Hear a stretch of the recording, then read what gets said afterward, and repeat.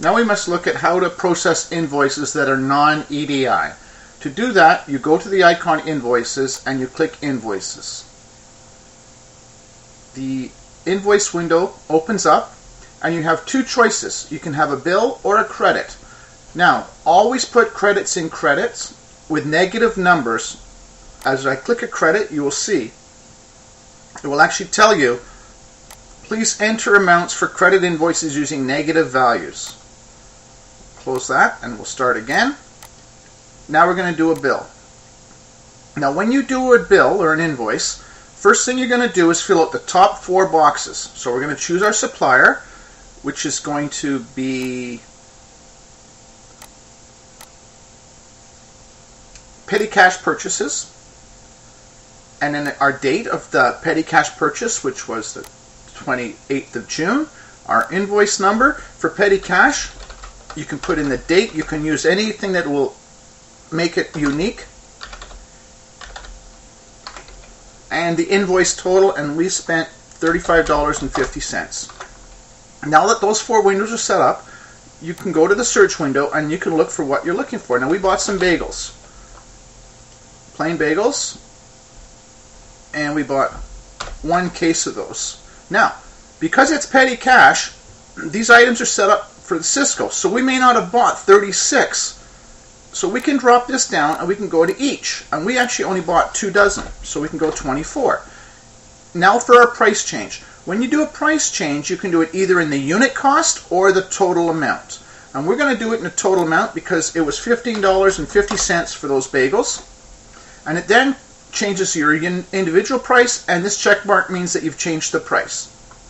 We also bought some cream cheese. And there's my cream cheese. And I can go case or an 18-gram portion. And we didn't buy either. So what we're going to do is we're going to add a case size for cream cheese. To do that, we right-click on cream cheese and it asks us. So you highlight over the cream cheese with your mouse, right-click, and then it will ask you, do you want to add a new case size? And we're going to go yes. And this is going to be petty cash, so we're going to add, and we're going to add petty cash.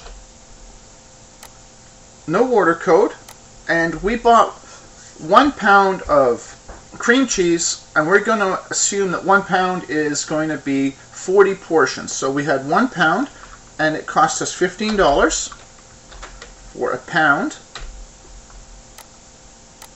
Now, because this is never going to be an EDI, you can use any purchase amount, any unit of measure you want for the purchase. How do you report on this item? We're going to report on this item by the 18 gram, because that's how it is with the other one.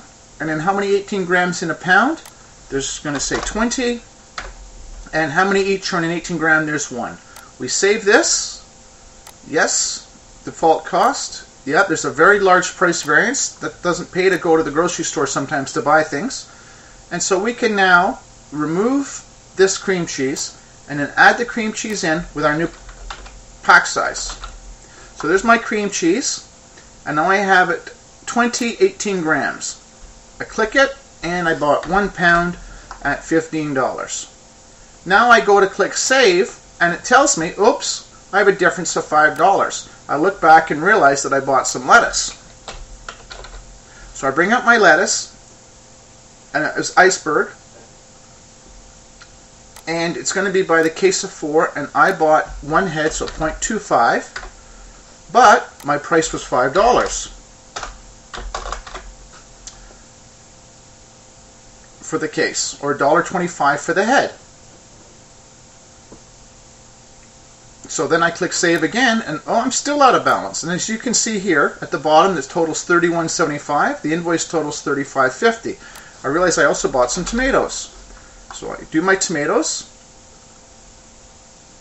and I bought 2 pounds of tomatoes, and they were $3.75. Now I click save, and it's going to tell me when everything is very much more than 5% cost change, it's going to tell me an error message so that I know I've got these price verifications to look at.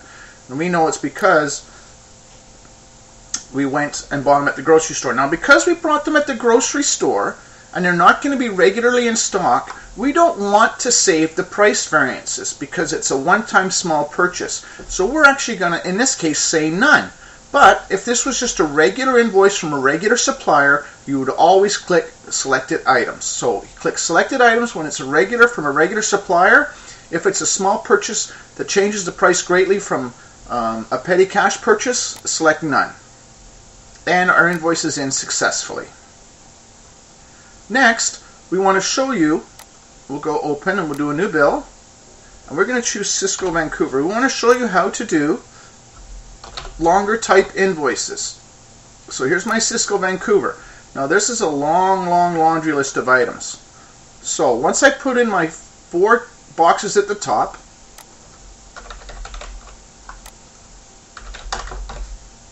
when I go to enter my invoice, now you wouldn't use this for Cisco, but you would use this for the liquor store, for Coca-Cola, other large suppliers.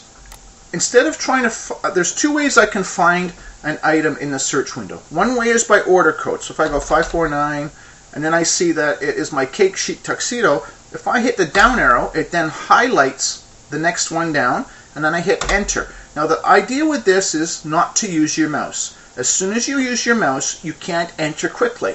I have 2 cases.